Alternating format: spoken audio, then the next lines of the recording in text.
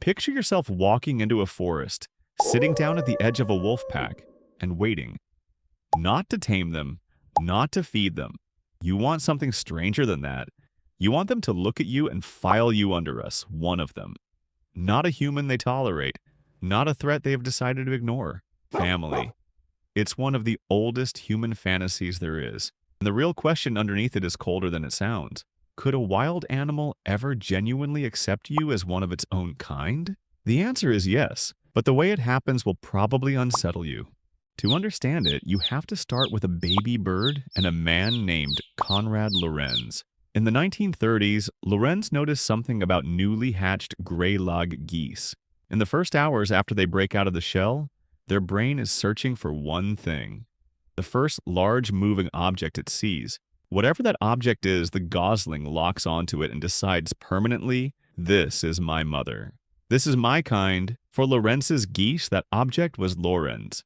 So they followed him, everywhere, across fields, into water for the rest of their lives, a line of geese trailing a middle-aged Austrian scientist who they were utterly convinced was one of them. This is called imprinting, and the window for it is brutally short, often less than a day. Miss it, and it may never happen again. So here's your first uncomfortable answer. Yes, an animal can accept you as one of its own, but not because you earned it, not because of who you are, only because you happened to be standing there in the first hours of its life while its brain was deciding what it was. And it gets stranger, because the animal isn't even checking whether you're the right species. In one experiment, newly hatched chicks were raised with a bright yellow rubber glove used to feed them. They imprinted on the glove, and when those chicks grew up, they didn't just follow it. The males tried to court it, to mate with it. Their entire sense of what their own kind looked like had been built around a piece of yellow rubber, and nothing in the rest of their lives could fully talk them out of it. That tells you something important. Acceptance at this level isn't recognition. It's not the animal seeing you clearly and choosing you. It's a newborn brain grabbing onto the nearest thing and calling it home. And here's where it stops being a curiosity and starts being a tool.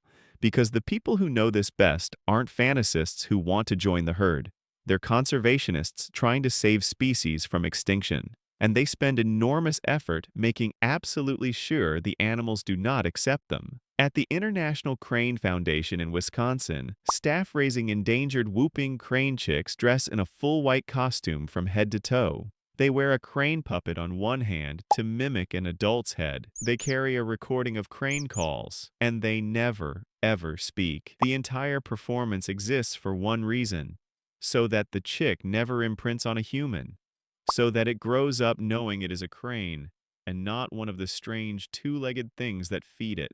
California condors, pulled back from the very edge of extinction, were raised the same way, fed by puppet hands shaped like adult condor heads. Because the kindest thing you can do for a bird you're trying to return to the wild is to make sure it never files you under us.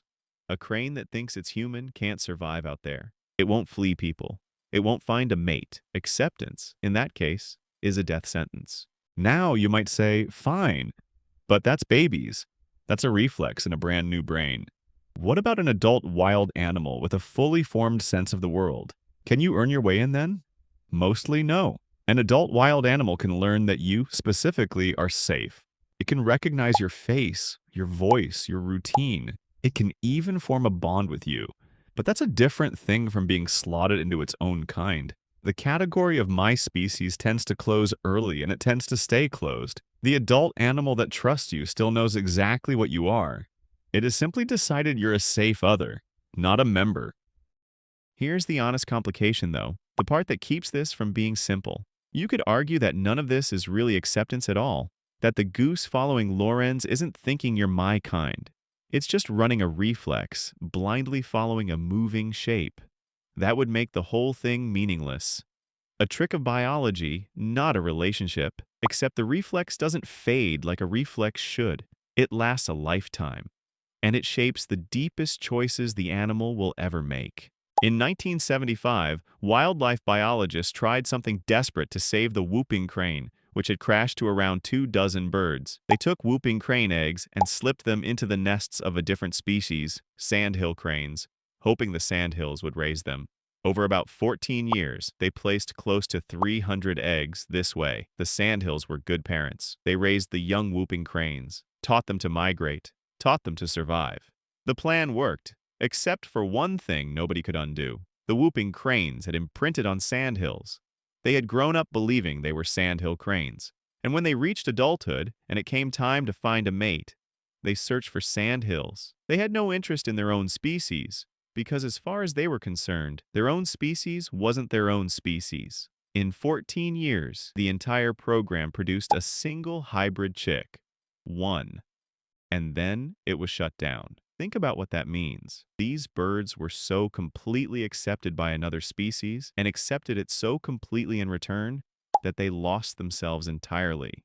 A critically endangered animal looking for love in the wrong kind of body, because somewhere in its first hours of life, that was the face it had learned to call home. So would a wild animal ever accept you as one of its own? Yes, it absolutely would.